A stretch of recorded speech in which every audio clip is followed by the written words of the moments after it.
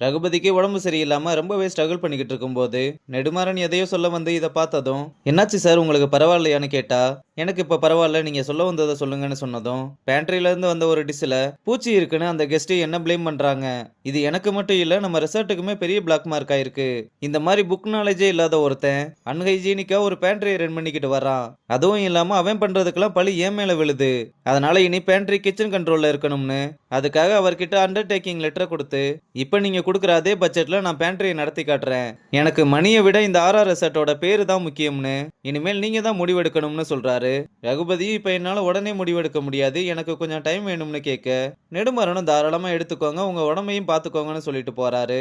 இங்க ஐசுவும் அவனோட எக்ஸு கிட்ட, உன்கிட்ட கேட்க வேண்டிய கேள்வி நிறைய இருக்கு, நீ எதுக்காக என்ன கோஸ்ட் பண்ணிட்டு போன, அதுக்கெல்லாம் உன்கிட்ட பதில் இருக்கான்னு கேக்குறா. ஆனா எக்ஸும் வேணும்னே ஐசுவை விட்டுட்டு போயிருக்க மாட்டான். அவனோட அப்பாவுக்கு உடம்பு சரியில்லைன்னு லண்டனுக்கு வர சொல்லியிருப்பாங்க.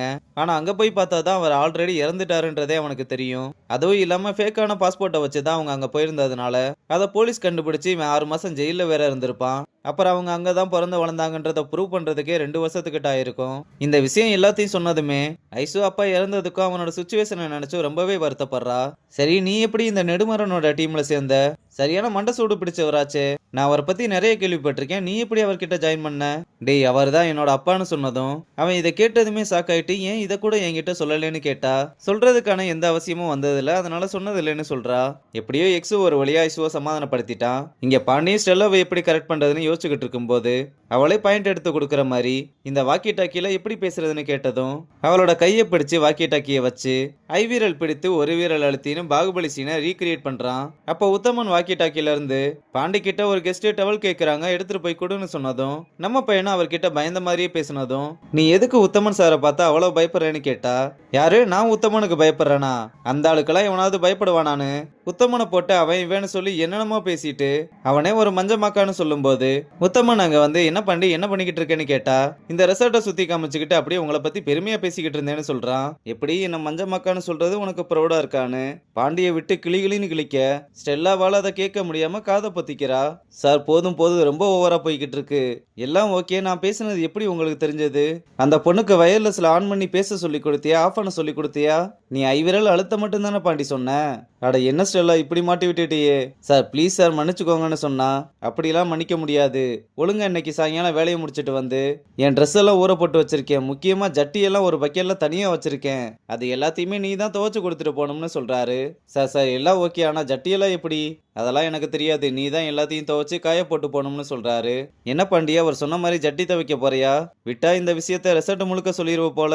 நான் ஜட்டியையும் துவைப்பேன் அவனையும் துவைப்பேன், நீ ஒழுங்கா வாய மூடிட்டு வான்னு சொல்றான். இங்க வேணி நடந்து போய்கிட்டு இருக்கும்போது பிரியா எங்கேயோ போறதை பார்த்துட்டு அவளை வேகமா ஃபாலோ பண்ணி பின்னாடியே போய் பார்த்தா, ஏதோ ஒரு ரூமுக்குள்ள போய் எல்லாத்தையுமே போட்டோ எடுத்துட்டு அதை தம்பிக்காரனுக்கோ யாருக்கோ அனுப்பி ஏதோ டீட்டெயில்ஸ் எல்லாம் சொல்லிக்கிட்டு இருக்கா.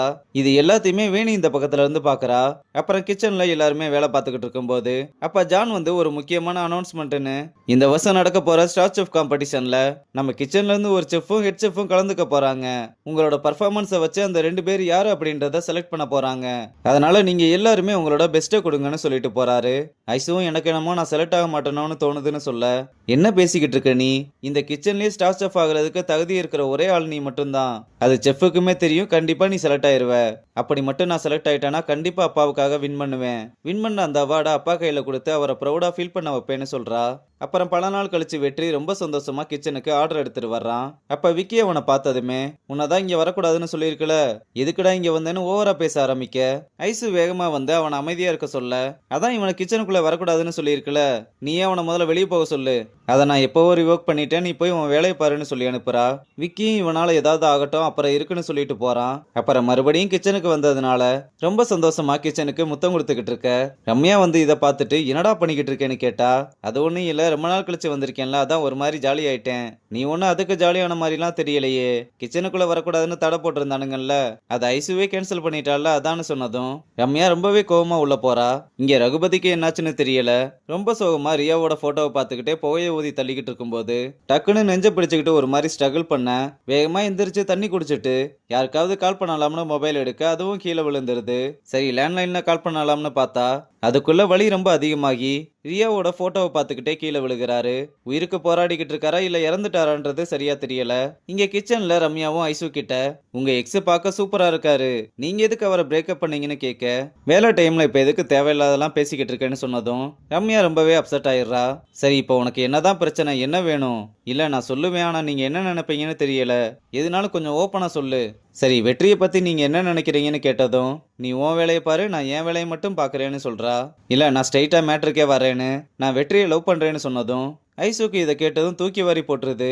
நீங்க தான் இதுக்கு எப்படியாவது ஹெல்ப் பண்ணணும்னு கேட்க ஐசுவால அதுக்கு பதில் எதுவுமே சொல்ல முடியாம ரொம்பவே சோகமாகறா. ஆனா ரம்யா ஐசு கிட்ட இந்த விஷயத்த சொன்னதுல இருந்து அவ ரொம்ப சந்தோஷமா இருக்கா. ரெண்டு பேர்ல யாரு வெற்றிக்கு ஜோடியா வர போறாங்கன்னு பொறுத்து வந்து பார்க்கலாம். பாய்.